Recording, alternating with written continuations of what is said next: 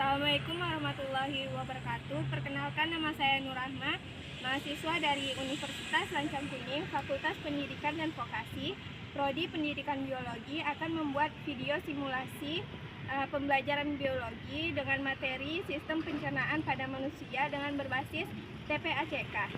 Dengan teknologi yang digunakan yaitu gambar 3D dari aplikasi SketchUp. Saksikan video saya. Assalamualaikum warahmatullahi wabarakatuh. Waalaikumsalam warahmatullahi wabarakatuh. Selamat pagi anak-anak. Pagi, Bu. Bagaimana kabarnya hari ini? Baik, Bu. Alhamdulillah. Sebelum kita memulai pembelajaran hari ini, marilah kita berdoa menurut kepercayaan masing-masing agar pembelajaran kita hari ini lancar. Berdoa mulai. Selesai. Jadi hari ini kita akan belajar tentang sistem pencernaan manusia, yaitu salah satu sistem penting yang bekerja setiap hari di dalam tubuh kita. Sebelum kita mulai, mari kita saksikan video singkat berikut ini untuk membuka pemahaman kita tentang sistem pencernaan.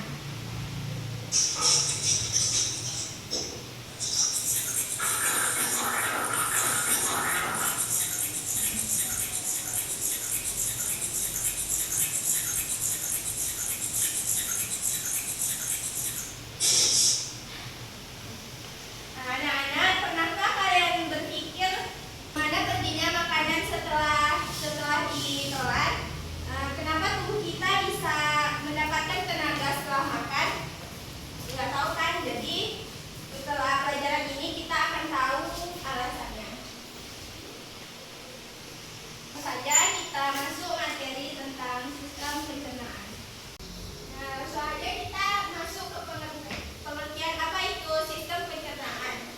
Yaitu sistem yang mengolah makanan menjadi energi dan nutrisi untuk tubuh. Dalam proses pencernaan melibatkan beberapa organ yang disebut sebagai organ pencernaan. Fungsi dari sistem pencernaan itu yang pertama, mengolah makanan menjadi zat yang dapat diserap tubuh. Yang kedua itu menyerap nutrisi untuk energi, pertumbuhan dan perbaikan tubuh. Dan yang ketiga itu untuk mengeluarkan sisa makanan yang tidak diperlukan. Nah, langsung saja kita mulai dengan organ pencernaan. Organ pencernaan itu dimulai dari mulut, lalu masuk ke kerongkongan, lalu ke lambung, kemudian ke usus halus, lalu ke usus besar, dan akhirnya dikeluarkan ke anus. Langsung saja kita bahas satu-satu dari organ pencernaan itu. Yang pertama itu mulut. Mulut merupakan organ pencernaan pertama yang terdiri dari gigi, yaitu fungsinya untuk mengunyah makanan menjadi halus. Yang kedua itu ada lidah untuk mengatur letak makanan, menelan dan mengicap rasa. Yang ketiga itu air liur untuk membantu pencernaan makanan. Selanjutnya itu ada kerongkongan, yaitu saluran pencernaan yang menghubungkan mulut dengan lambung. Berfungsi mengalirkan makanan yang telah dilumat dari mulut ke lambung melalui gerakan peristaltik. Berbentuk tabung dengan panjang sekitar 20 cm. Yang ketiga itu ada lambung. Makanan yang berasal dari kerongkongan masuk ke lambung. Lambung menghasilkan getah pencernaan. Makanan diaduk dan dihancurkan dengan bantuan getah pencernaan tersebut. Jadi fungsi getah pencernaan itu untuk memecah makanan. Selanjutnya itu ada usus halus. Makanan dari lambung kemudian diteruskan ke usus halus. Oleh usus halus makanan dicampur dengan getah pankreas dan getah empedu. Makanan yang telah tercampur kemudian diremas-remas oleh otot-otot usus. Selanjutnya ke usus besar. Usus besar bersambungan dengan usus halus. Permulaan usus besar disebut usus buntu. Di dalam usus besar terjadi penghancuran sisa-sisa makanan dengan bantuan bakteri pembusuk. Yang terakhir kita ke anus, yaitu bagian akhir dari sistem pencernaan yang berfungsi untuk mengeluarkan sisa makanan dan kotoran atau feses dari tubuh.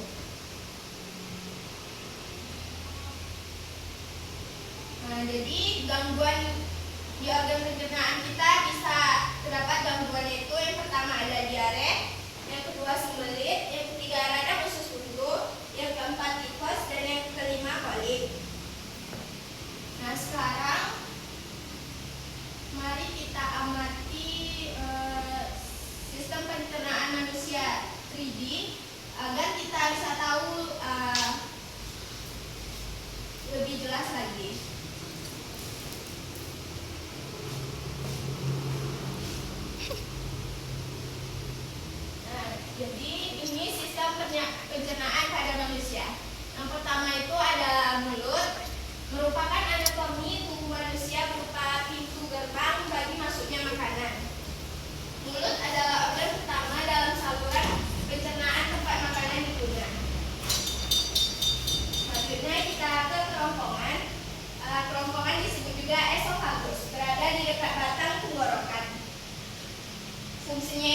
menerima makanan dari mulut saat menelan. Selanjutnya kita ke lambung. Lambung fungsinya sebagai tempat menyimpan makanan, mencampur dan menghancurkan makanan agar lebih mudah terserap. Fungsi tersebut dilakukan oleh enzim pencernaan dan asam yang diproduksi lambung. Selanjutnya ke usus halus. Nah, dari lambung tadi, makanan akan menuju ke usus halus. Usus halus itu terbagi menjadi 3 bagian. Yang pertama yaitu usus 12 jari, jejunum, dan ileum. Fungsinya itu untuk mengolah makanan menggunakan enzim yang diproduksi oleh pankreas dan hati. Selanjutnya kita ke hati. Fungsinya itu untuk menyaring racun dan limbah dari darah. Selanjutnya lalu ke empedu. Fungsinya itu menyimpan dan juga mengeluarkan cairan melalui kantong empedu. Saat makanan berlemak masuk ke usus 12 jari, kantong empedu akan berkontraksi dan mengeluarkan cairan empedu. Lalu kita ke usus besar. Makanan yang masuk ke usus besar adalah sisa dari pencernaan dan akan dipindahkan menuju ke rektum, lalu ke anus. Nah, rektum itu adalah organ berupa sebuah ruangan yang menghubungkan antara usus besar dan anus.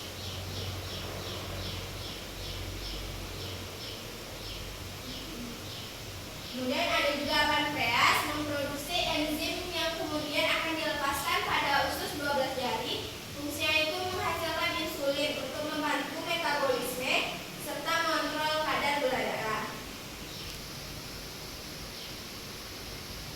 Nah, dan yang terakhir itu adalah anus yang terdiri dari otot yang berfungsi untuk menjaga dan menahan feses keluar dari rektum jika belum saatnya.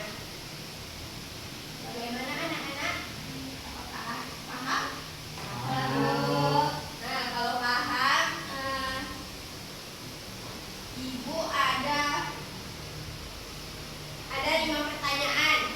Kalau ada yang bisa jawab, angkat tangannya ya. Nanti dikasih hadiah. Oke? Nah, soal yang pertama itu, organ utama tempat terjadinya penyerapan nutrisi adalah A. di lambung, B. di usus, C.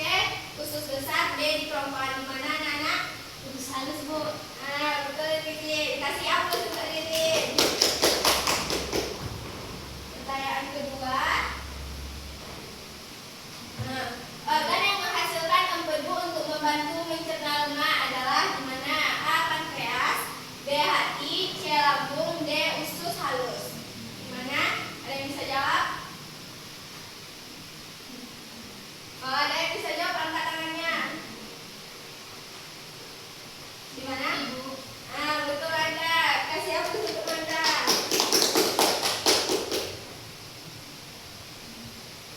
Nah, pertanyaan ketiga itu, perbedaan utama antara usus halus dan usus besar adalah A. usus besar lebih panjang dari usus halus, B. usus besar mencerna makanan, usus halus menyerap air, C. usus halus menyerap nutrisi, usus besar menyerap air, dan D. usus halus mengeluarkan feses, usus besar menyerap protein.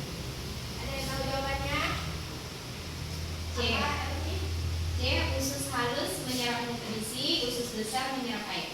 Nah, ya benar. Aplaus untuk Elvira.